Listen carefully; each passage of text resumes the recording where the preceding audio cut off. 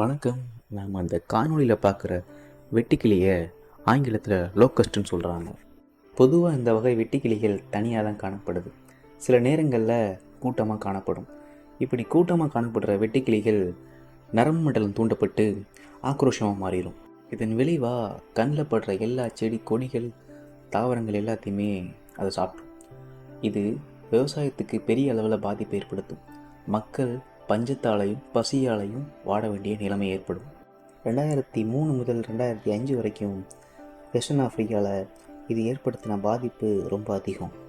தன்னோட வாழ்நாளில் 3 முறை இனப்பெருக்கம் பண்ணக்கூடிய இந்த வெட்டுக்கிளிகள் பொதுவாக ஈரமான மண்ணை தான் தேர்ந்தெடுக்கும். அதில் ஒரு 10 சென்டிமீட்டர் ஆழத்தில் தன்னுடைய முட்டையை இட்டு வச்சுட்டு போகும். பொதுவாக எல்லா முட்டைகளும் பொரிக்கிறது இல்லை.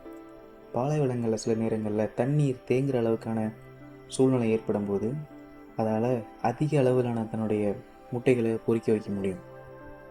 விளைவாகத்தான் அதிக வெட்டுக்கிளிகள் காணப்படுது. இதால் வலசை ஈடுபட முடியும்.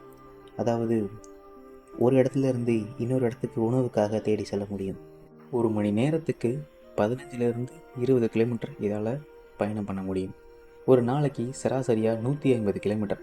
அப்படி தான் 2020 இந்தியாவையும் பாகிஸ்தானையும் இந்த வெட்டுக்கிளிகள் வந்தடைஞ்சது.